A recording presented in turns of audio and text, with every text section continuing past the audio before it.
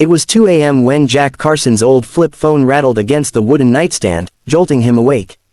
For a moment, he thought it was a dream, until the glow of the screen lit up the dark room. His heart thudded harder than it should have.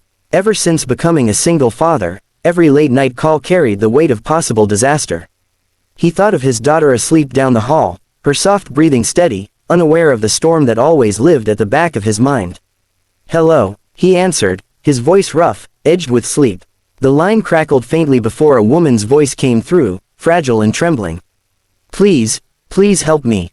I didn't mean to call you. It was a mistake. Wrong number. The words dissolved into a quiet sob. Jack rubbed his eyes, sitting upright now, every muscle in his body on alert. Who is this? She didn't answer right away. Instead, the sound of muffled crying filled his ear. I can't do this anymore. I don't know who else to call. I feel so trapped, so tired of being here. The reasonable thing to do would have been to apologize, hang up, and go back to bed. But something in her voice, raw, broken, the sound of someone clutching at the last thread of hope, anchored him to the line. He knew that sound. He'd heard it in himself, late at night, when the silence pressed too hard against his chest after his wife left. He had learned what loneliness could do. Where are you? He asked before he could stop himself. There was a pause, like she hadn't expected the question, then she whispered an address. Jack blinked in surprise. It was across town, a part of the city where tall gates and sprawling lawns shielded houses too rich for someone like him to even drive by without feeling out of place. His first instinct was to say no. He had no business being near that kind of world, but the quiet desperation in her voice refused to let him walk away. He looked toward his daughter's room, thought of the note he would have to leave behind, and grabbed the first pen he could find. Back soon. Don't worry. Love you. He left it on the kitchen counter where she'd see it if she woke. Within minutes, he was in his truck, headlights cutting through the empty roads. The night was heavy, the kind where shadows clung to the edges of the streetlights and every sound carried farther than it should. He didn't turn on the radio. The silence gave him too much space to think about what he was doing, and if he thought too much, he might turn back. The address led him to an iron gate with stone pillars, the kind he'd seen only in magazines or while driving past construction sites his crew never got hired to work on. Beyond it, a massive mansion loomed, its windows glowing faintly like watchful eyes. He pressed the bell, half expecting no one to answer. But then the door opened, and she appeared. She was barefoot, her silk robe hanging loosely, her hair disheveled as though sleep had never touched her. Her eyes were swollen from crying, yet when she saw him, this stranger who actually came, her lips parted in shock. You came," she whispered. Jack shifted uneasily, suddenly conscious of his mud-stained boots on her polished marble steps. "You sounded like you needed someone." For a heartbeat, silence stretched between them, broken only by the chirp of crickets outside and the soft hum of the night air.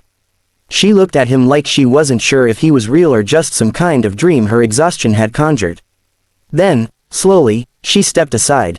"Come in," she said softly.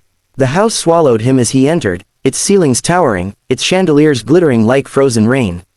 But there was no warmth in it, only grandeur that felt strangely hollow. She led him into a sitting room where glasses of untouched wine sat on the table, evidence of a night spent in restless thought. Curling up on the couch, she hugged a pillow to her chest, her vulnerability sharp against the backdrop of wealth. "My name is Claire Whitmore." The name clicked in Jack's mind instantly. The Whitmores weren't just wealthy, they owned half the county. And yet, in this moment, she looked nothing like an heiress. She looked like someone who had finally cracked under the weight of being untouchable. "I don't know why I called you," she admitted, her voice a faint whisper. "I just dialed. I didn't think anyone would come." Jack lowered himself into a chair across from her, his rough hands clasped together. "Sometimes it's easier to trust a stranger than someone who thinks they already know you." Her gaze shimmered, fragile yet searching. "Everyone expects me to be perfect. But inside, I'm breaking. I didn't need saving tonight. I just needed someone to stay." The clock ticked steadily toward dawn, but Jack didn't move. He only listened, and for the first time in a long time, Claire felt like someone actually heard her. Jack stood at the doorway longer than he meant to, one hand on the brass handle, the other curled loosely at his side. Every instinct told him to leave, to return to the quiet safety of his modest home where his daughter still slept soundly under her patchwork quilt. This mansion wasn't his world. The chandeliers, the marble floors, the sheer silence of it all spoke of lives far removed from his own. But when he looked back, when he saw Claire standing at the foot of the sweeping staircase, her silk robe pulled tight against her frame, her eyes pleading with a mixture of fear and hope, something inside him shifted. He let go of the handle. "All right," he said softly. "I'll stay." Her lips parted, and for the first time that night, relief washed over her face. It wasn't the relief of someone who'd been saved from danger, but of someone who had been drowning in loneliness and found a hand to hold. She gestured quietly, almost shyly, for him to follow her. Together, they walked through the vast corridors of the mansion, the click of her bare feet and the heavy thud of his boots echoing side by side. She led him into a kitchen larger than Jack's entire living room. Gleaming counters stretched endlessly, but the space felt untouched, unlived in, as if food here was more for show than comfort. Claire moved with a kind of careful grace, as though she were afraid to break the silence that guarded her home. She reached for a teapot, filling it with water, and set it on the stove. "Tea?" she asked, her voice thin. "Tea's fine," Jack replied, easing into one of the high stools by the island. He watched her hands tremble as she measured the leaves, and it struck him how much effort it must take for her to maintain control in her life. Every movement carried the weight of someone used to being watched, judged, expected to perform flawlessly. "You must think I'm pathetic," she said suddenly, not looking at him. Jack shook his head, though she couldn't see it. "No, I think you're human. Everyone has nights like this."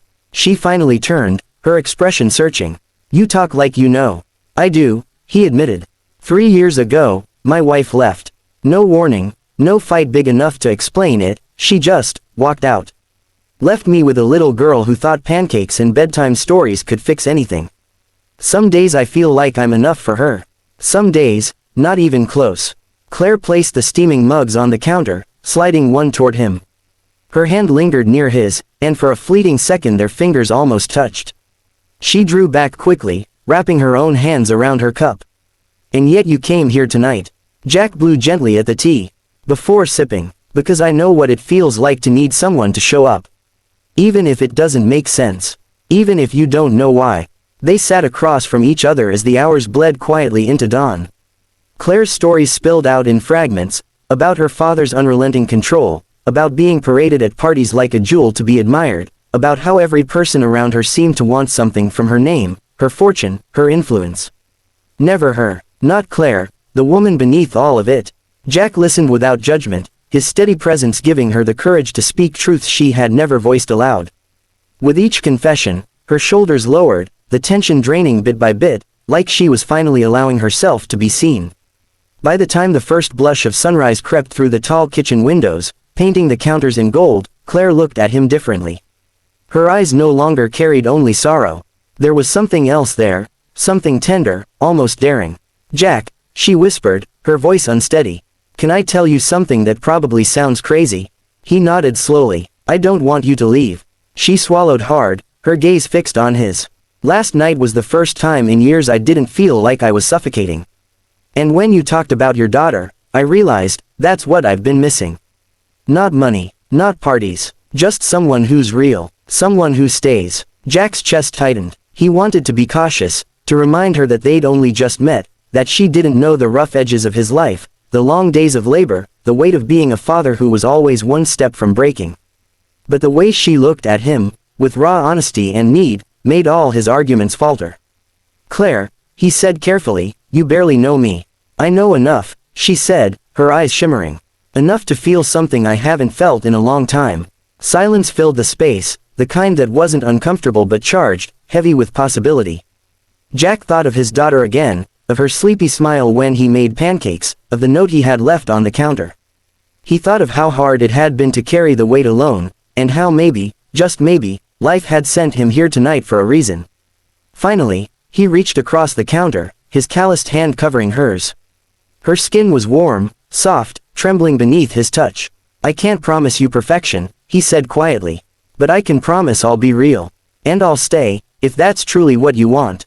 Her breath hitched, and tears welled fresh in her eyes.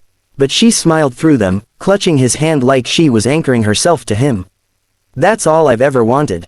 The sunlight spread wider through the room, painting them in a glow that felt almost like a blessing. For the first time in years, neither of them felt alone. What had begun with a wrong number at 2 a.m. had turned into something neither could deny, something that felt like destiny finally knocking, and this time, Jack had chosen to answer.